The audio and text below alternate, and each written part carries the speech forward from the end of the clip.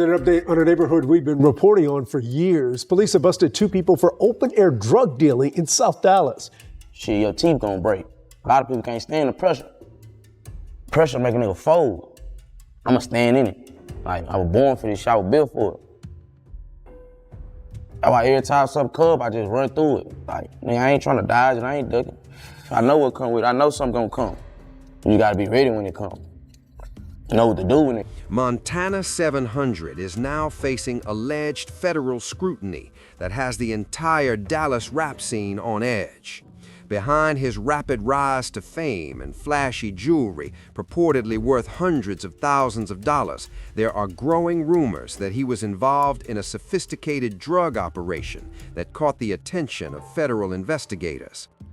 What allegedly brought the feds to his doorstep is darker and more complex than many expected. The young artist from Oak Cliff went from risking his life in trap houses every day to becoming one of Dallas's hottest rising rappers, leaving many to question whether music was an escape or a cover for something much bigger. For months, whispers have circulated in the streets, suggesting that Montana 700 and people close to him were under investigation.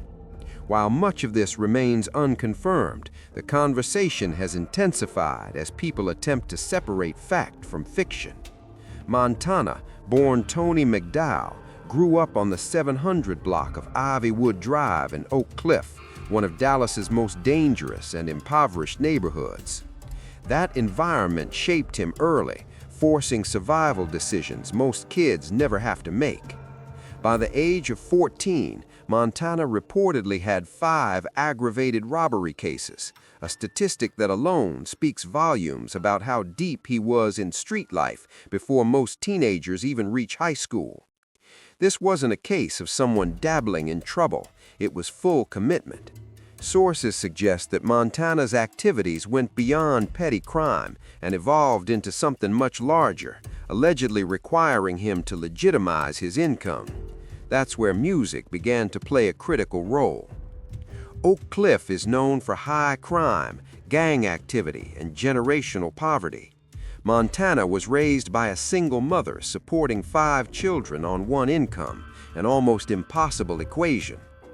Growing up under those conditions creates desperation and a survival mindset that pushes many towards the streets. Montana has spoken openly about spending time in juvenile detention alongside friends he grew up with, reinforcing how normalized that life became for him. Over time, Montana allegedly transitioned from robberies to the trap game. When he raps about risking his life in trap houses, sources say those lyrics weren't metaphors. The Dallas trap scene is dangerous, filled with rival crews, armed addicts, constant police pressure, and robbery crews targeting stash houses. Every day in that environment carries the risk of death or prison. Despite this, Montana was allegedly making serious money at a very young age, enough to attract attention not only from rivals, but from law enforcement as well. Sources claim Montana wasn't just a corner-level player, but someone coordinating operations, managing multiple spots, and stacking money at a level far beyond his age. That level of activity reportedly raised red flags.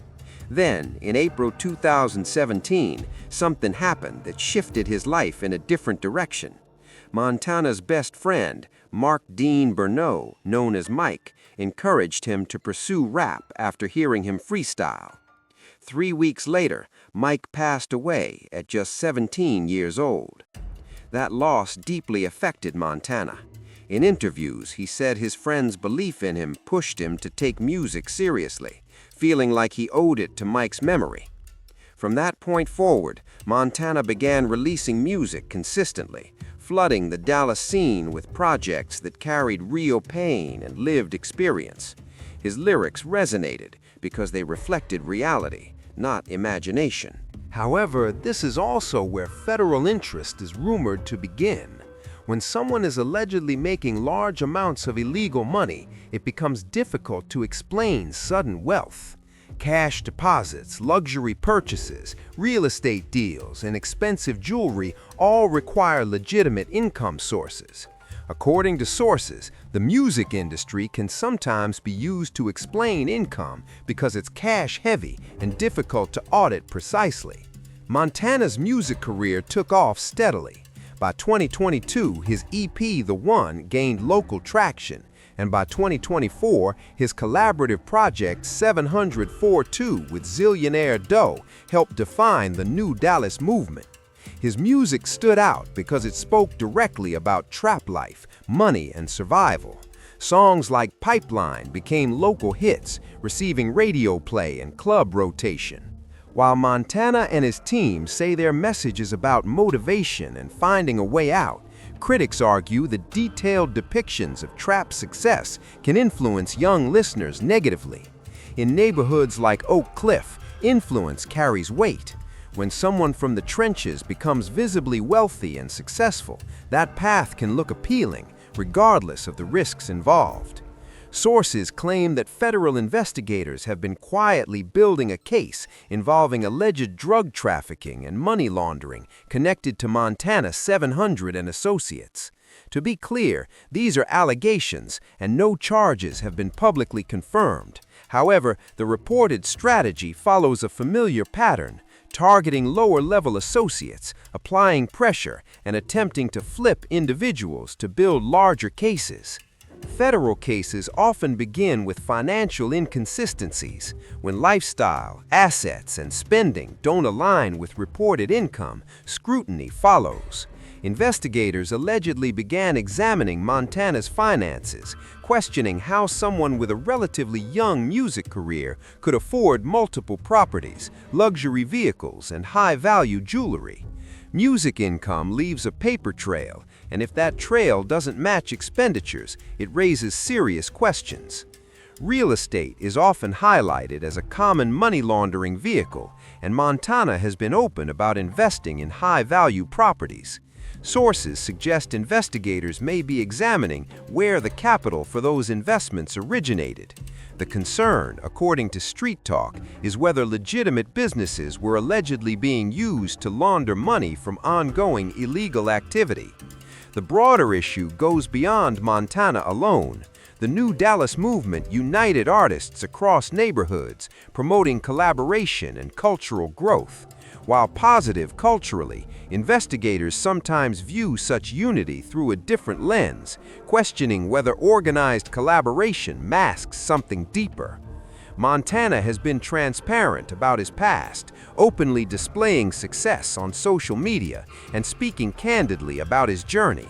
That same transparency, which helped build his fan base, may have also drawn attention from authorities. In the streets, flashing success without consequences is rare, and many believe that attention inevitably comes with a cost. At its core, Montana 700's situation reflects a larger story about the difficulty of leaving street life behind completely. He came from nothing, lost his closest friend, and transformed pain into motivation. He inspired thousands by showing what was possible. But if allegations are true, then everything he's built could be at risk. Federal investigations are thorough and unforgiving. If a case is being built, it's built to win. Whether this situation results in charges or fades into speculation remains to be seen, but the stakes are undeniably high. The coming months will reveal whether Montana 700's rise was purely a success story or the beginning of a much darker chapter. What do you think about Montana 700's situation? Do you believe federal investigators have a real case, or is this speculation tied to his past? Drop your thoughts in the comments and stay tuned as this story continues to develop.